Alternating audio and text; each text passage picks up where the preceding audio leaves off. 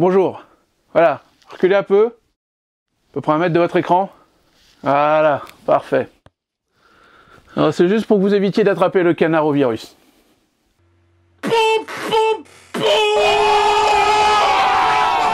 Salut les gonises.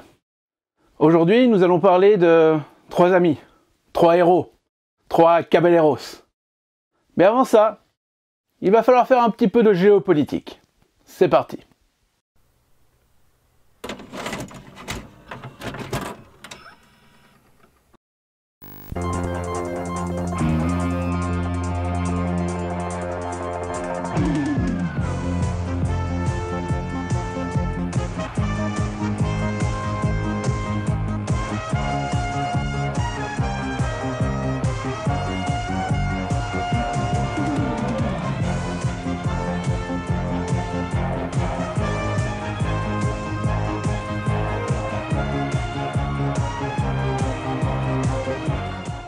Nous sommes en 1941.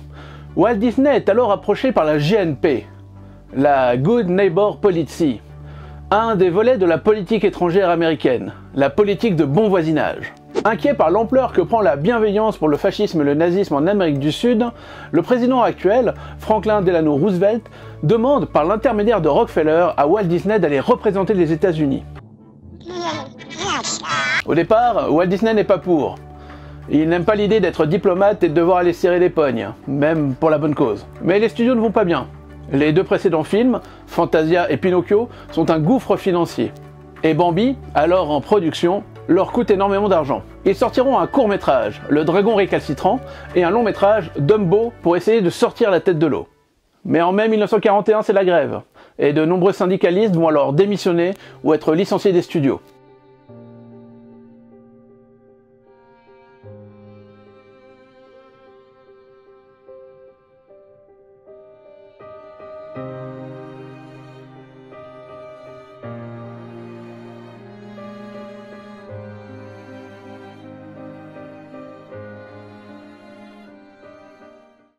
C'est alors dans cette ambiance que Walt Disney accepte alors de décoller pour l'Amérique du Sud avec une poignée d'animateurs afin de maintenir l'activité des artistes et surtout d'essayer d'aller chercher de nouvelles inspirations.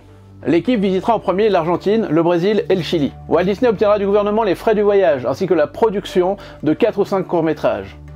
Sacré négociateur ce Walt Disney. C'est à se demander pourquoi c'est pas lui qui a eu l'idée de Picsou en premier d'ailleurs. Ce premier voyage sera à l'origine du plus court des longs métrages de Disney, 42 minutes. En fait, en gros, on a un long assez court pour être un moyen. Il s'agit de Saludos Amigos.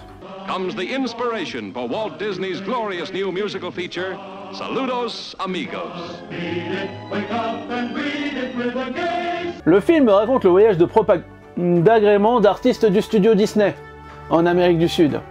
Et grâce à sa caméra portable 16 mm, Walt Disney va alors réaliser le premier vlog produit par Disney. Le film est composé de 4 séquences animées. Lac Titicaca, Pedro, El Gaucho Goofy et Aquarela do Brasil. Un des personnages principaux est Donald Duck, et cela pour une raison évidente, sa langue, le canard, est complètement incompréhensible. On peut alors faire des économies sur la traduction. À l'époque, le nain muet de Blanche-Neige, Simplet, avait été évoqué, mais a vite été mis de côté, car la palette d'émotions que peut nous donner Donald est bien plus importante. Donald apparaît dans 2 séquences, Lac Titicaca et Aquarela do Brasil, la séquence du Carnaval de Rio, où il est accompagné par José Carioca, un perroquet brésilien créé spécialement pour le film. D'ailleurs, José Carioca, tellement célèbre ensuite au Brésil, aura sa propre série de bande dessinée. John Grant, qui a rédigé l'encyclopédie des personnages Disney, dira que les studios Disney ont appris 4 leçons de ce premier film. Premier, les courts-métrages sont très rentables. Deuxièmement, il y a un marché en Amérique du Sud. Et cela était peu imaginable à l'époque. Troisièmement, Donald peut être le héros d'un film. Et ça aussi c'était peu imaginable à l'époque. Même par des membres du studio de Walt Disney. Et quatrièmement, animation et acteurs en chair et en os sont associables, ce qui offre de nombreuses possibilités artistiques. Alors qu'un studio Disney est alors créé en Argentine, sans subvention du gouvernement, Walt Disney arrive à négocier un voyage pour lui, sa femme et une dizaine de personnes de son équipe pour le Mexique. Mexico, Mexico.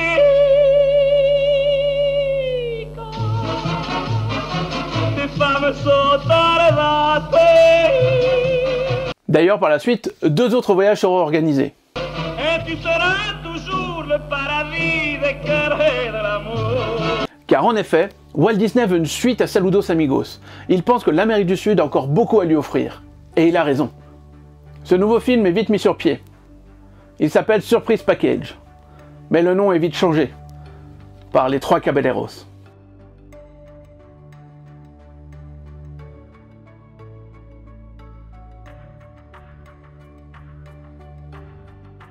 Les 3 Caballeros en raison du nom des 3 personnages principaux, Donald Duck, José Carioca et Panchito Pistoles, un coq mariachi toujours prompt à manier la gâchette. Petit fun fact, Panchito Pistoles est visible à Disneyland Californie ou au Walt Disney World Resort en Floride.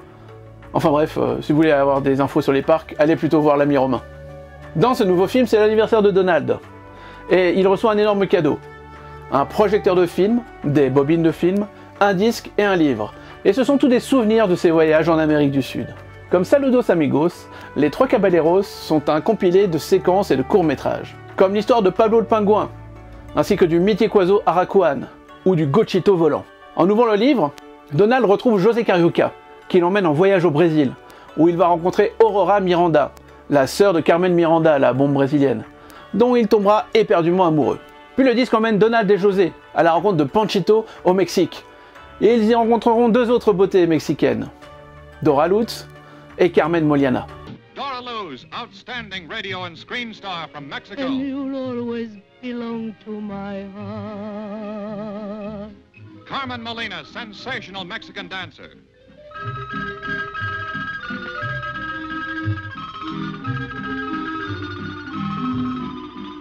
And a whole screen full of Latin American lovelies to set free feathery wolves on a laugh and love spree. Contrairement à Saludos Amigos, le film est moins bien accueilli en Amérique du Sud, et encore moins en Amérique du Nord. Le film est considéré comme psychédélique par de nombreux critiques.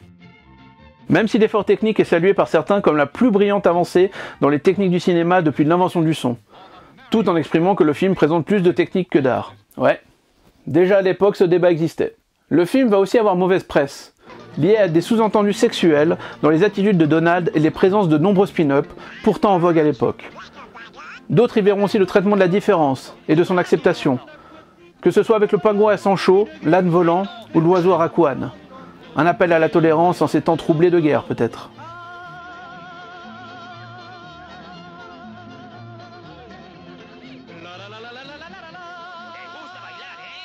Mais parlons maintenant de bande dessinée.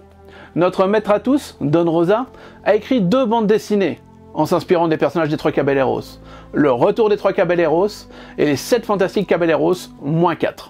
Je vous conseille fortement ces 2 histoires. Elles sont pour moi ce que Don Rosa a fait de mieux. Il rend hommage à Donald, le rendant alors une référence en ce qui concerne l'aventure, au vu de toutes les chasses au trésor qu'il a vécues avec son oncle Picsou. Donald, qui ne se considère que comme un bon oncle, et rien de plus, une espèce de monsieur tout le monde, qui ne vaut pas grand chose, découvrira qui il est vraiment au contact de ses 2 vieux amis, José et Panchito, et de 2 chasses au trésor dignes d'Indiana Jones. Don Rosa est un génie dans sa mise en scène et dans les émotions qu'il nous fait passer. Je me suis rarement senti aussi proche d'un personnage de BD que ce Donald-là, avec ses envies d'aventure et ses failles de simple canard. Bref, lisez-les. Vraiment. Grâce à Disney+, vous aurez l'occasion de redécouvrir Saludos Amigos, ou les 3 Caballeros. Mais surtout, vous aurez l'occasion de découvrir une pépite d'animation, la légende des 3 Caballeros. We're 3 caballeros, 3 brave caballeros. They say we are birds of a feather. We're happy amigos, no matter where he goes. The 1, 2, and 3 goes, we're always together. The 3 caballeros.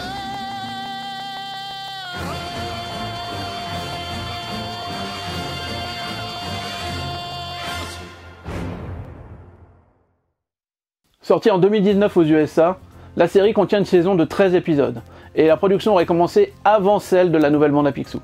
Mais avec des dessins 2D qui rappellent plutôt la première bande à Picsou. Un rythme effréné, un humour super sympa, des scénarios très chouettes, bref, l'abonnement à Disney+ se vaut juste pour cette série. La série reprend les personnages des 3 Caballeros, mais aussi l'Arucan, sous le nom de Harry. Comme pour excuser les passades mexicaines de Donald, la série intègre Daisy, dont la relation avec son canard d'amour va être mise à rude épreuve. On y rencontre aussi des créations de Carl Barks, Lily, Lulu et Zizi Duck, les nièces de Daisy Duck, mais aussi un personnage de Don Rosa, Clinton et Coutom, le père d'Elvire et Coutom qui est grand-mère Donald. Autre fun fact, j'ai moi-même une arrière-grand-mère qui s'appelle Elvire. Voilà, c'est cool, c'est tout. La série emmène nos 3 amis à travers le monde dans de nombreuses aventures. En Crète, à Rome, en Égypte, à Nazca, à Stonehenge, aux Enfers. Bref, une série 100% aventure. D'ailleurs, l'aventure c'est la marque de fabrique des 3 Caballeros. Mais pas que. Il y a aussi l'amitié. Et finalement, c'est une chose assez rare dans nos histoires de canards, qui sont souvent des histoires de famille, d'oncles, de neveux, de frères, de sœurs. Il y a rarement des histoires d'amis. Et je pense que c'est pour ça que les 3 Caballeros ont ce rayonnement. Parce que c'est une histoire d'amitié, d'amis qui se soutiennent, qui se tiennent les plumes quand tout s'écroule. Et c'est pour ça que j'aime ce trio. Alors voilà, j'espère que je vous aurai donné envie de chanter, ou de partir à l'aventure avec ces canards. Ou alors juste avec les gens qui vous entourent. Même si actuellement on ne peut plus les côtoyer. Alors soyez là pour vos canards, pour vos amis, pour ceux que vous aimez, même à distance. Prenez soin de vous. C'était Super Canard. Ciao.